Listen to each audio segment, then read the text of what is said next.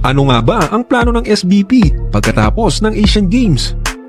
Sa Pebrero sa susunod na taon ay lalahok muli ang Gilas Pilipinas sa isang international na torneo. Haharapin ng Gilas ang mga koponan mula sa Chinese Taipei, Hong Kong at New Zealand para sa FIBA Asia Cup 2025 qualifiers.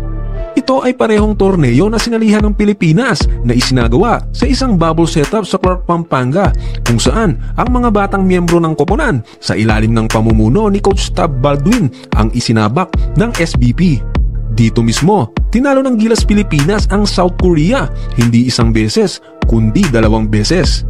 Sino nga ba ang makakalimot sa buzzer beater 3-point shot ni SJ Belangel? Ang FIBA Asia Cup qualifiers ang magiging unang hakbang patungo sa 2025 FIBA Asia Cup. Ang dalawang pangunahing koponan sa bawat grupo ang makakapasok sa FIBA Asia Cup.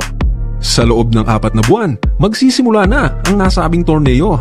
Mahalagang maging handa na ang Gilas Pilipinas para dito, kaya't mahalaga ng pangalanan ng SBP kung sino ang magiging coach para sa Gilas Pilipinas.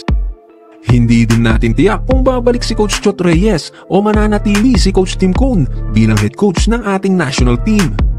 Sana nga ay hindi na tayo babalik sa dati na laging huli sa preparasyon. Pero kung totoo nga ang balita na ang San Miguel Corporation ang magmamaniobra sa ating national team, malamang na hindi na nga ito mangyayari. Kung nagugustuhan mo ang aming video ay mag-subscribe ka na at palike na rin. Salamat!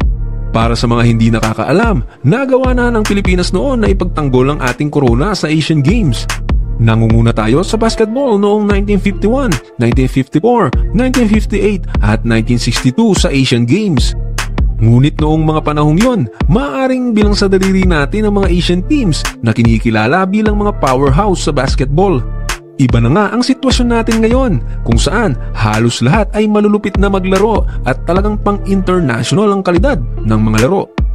Ang pagkamit ng gintong medalya ng Pilipinas sa basketball sa nakaraang Asian Games ay labis na mahalaga sapagkat para sa mga Pilipino, walang kapantay ang kahalagahan nito. Ganito rin sa bansang China kung saan kahit na marami silang natamong gintong medalya, hindi pa rin sila lubos na natutuwa. Katulad nga natin, ang China ay may malalim na pagmamahal sa basketball at inaasahan nila na magkakamit sila ng gintong medalya sa men's basketball. Gayunpaman, ito ay nagbago nang talunin sila ng Gilas Pilipinas na nagdulot ng kahihiyan para sa kanila. Posible kayang manatili si Coach Tim Cone bilang head coach ng Gilas Pilipinas matapos niyang maihatid ang gintong medalya para sa bansa.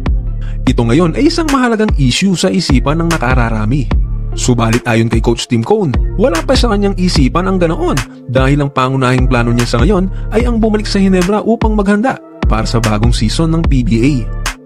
Matatanda ang tinanggap lamang niya ang coaching job matapos siyang pakiusapan ng kanyang boss na si Ramon Ang dahil sa pansamantalang pag-alis ni Coach Chot Reyes mula sa pagiging tagapamahala ng ating national team. Si Coach Tim ay may edad na 68 years old na at posibleng magretiro na sa kanyang trabaho bilang coach bago siya mag-70. Pero bukas pa din si Coach Tim na ipagtanggol ang kampyonato sa Asian Games sakaling bigyang ulit siya ng pagkakataon na maging coach ng national team sa susunod na Asian Games na gaganapin sa Nagoya, Japan.